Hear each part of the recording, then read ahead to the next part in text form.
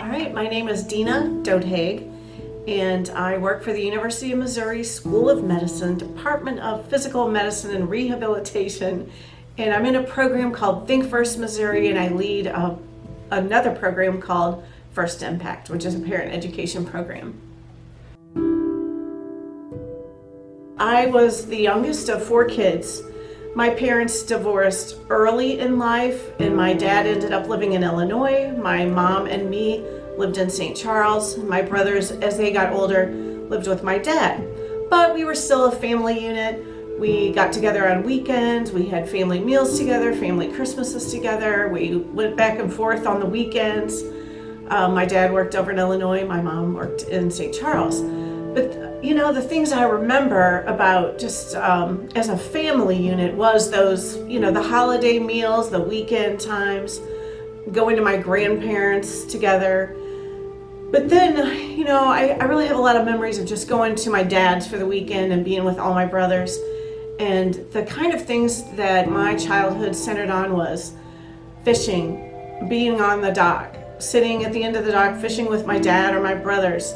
And we had a john boat, we had a motorboat, and I remember getting out swimming in this lake and turning the john boat upside down and getting it on top of it, and just kid stuff out in the water.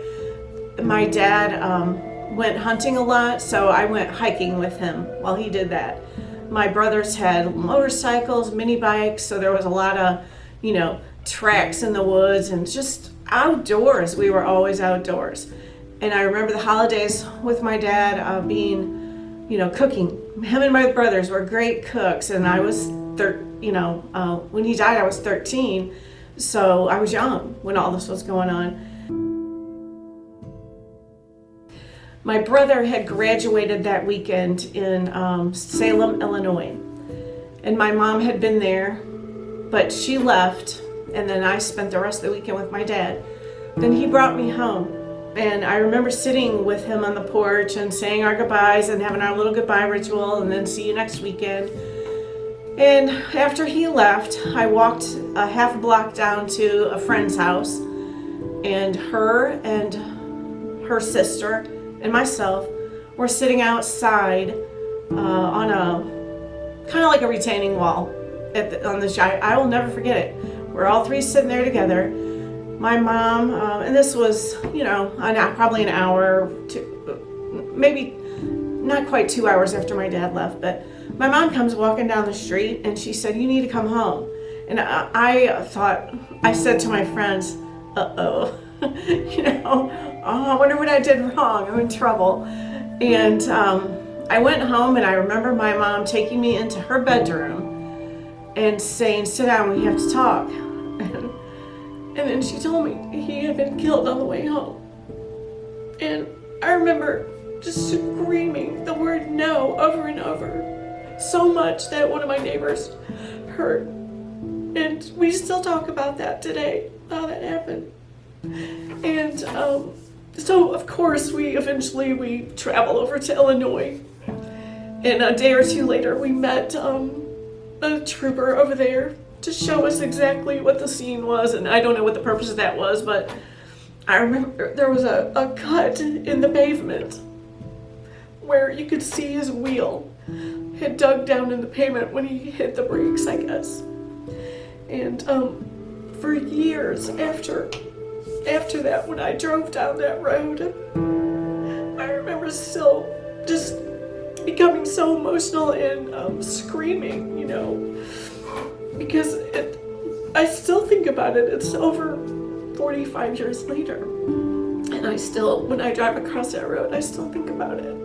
I got contacted by a woman who at the time was 15 years old, and her and her dad, he was driving, were the second car on the scene of my dad's crash. And that driver was impaired that hit my dad, and she told me that when they got out of the car to approach my dad, that there was all kinds of alcohol containers around this other car that hit my dad, and that driver was determined to be impaired. And she said she never forgot it, and to this day, even though she's in her 60s, that it was a horrific scene, and that it was traumatic to her. And So I have this vision now from that I didn't have before. And my mom and I were sitting at the kitchen table and probably just finished dinner. And my mom answers the phone. And the next thing I know, she's screaming, no, no.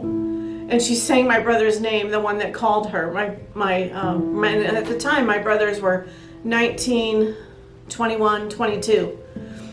So the 21-year-old is calling my mother, and I hear her just screaming no, and I can tell pretty much by her questions and her emotional distress what had happened. But when she gets off the phone, she told me Mark has been killed in a crash.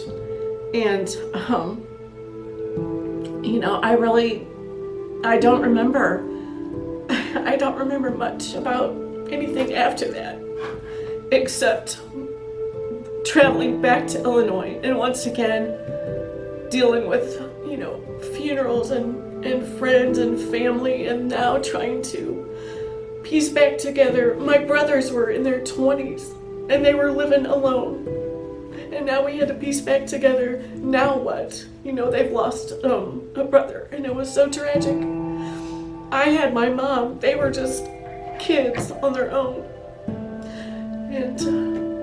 But that's really the one moment that stands out of my mind about it, is when she got that phone call and what her voice was like. And my mother is still living and living with that, living with all that tragedy. So it's been hard to watch a parent have to go through that.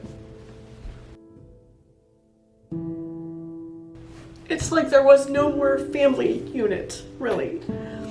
And I mean, we all still exist, and we interact in some ways, but we do not have the family Christmases. Each individual does their own thing. I do spend time with my mom. I mean, I am with my mom quite a bit. But yeah, family life now is, I waited later in life to have a child, so I have a 20-year-old. And, he doesn't have the experience of the big family get together on my side of the family. Thankfully, he does on his dad's side, but, I feel like a standalone island, and that, I had to take my son one day to my church in St. Charles. We live in Warrenton. And I took him to St. Charles, and I showed him my confirmation picture on the wall. And I said, I do have a history, and it's here.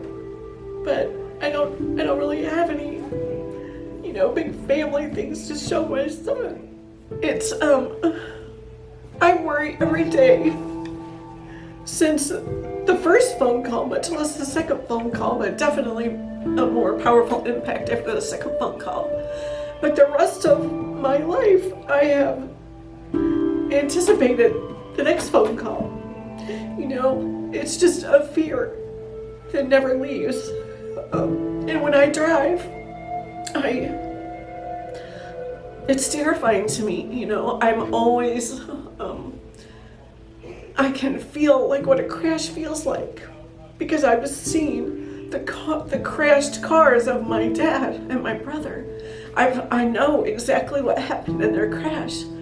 I've seen pictures, and so for me, it's just always that fear of a crash myself, or getting a phone call that someone I love has been involved in a crash. You just can't get in a car and think it's okay to, I've only had a few. I hear that from people. I've only had a few. So now when I set up social events in my social life, I always put a comment at the end. If you plan to enjoy the amazing beverages at this venue, bring a designated driver. Don't come to my event and drink and leave driving. So I will tell my friends this, I tell the public this, because it wasn't just that moment. It has changed the dynamics of my life, and it's something it's something that never leaves you. It's really, you can move forward, you can have a life, you can enjoy life, you can have great things. I have a great career, I have a great kid, but I also have a part of me stopped at 13, and that part of me is still that person enduring this pain and living with my mother, knowing that she's lived her whole life without that son and without the kind of strength of relationships that we would have had or were having. So yeah, it's life changing and it's devastating and you don't get it back.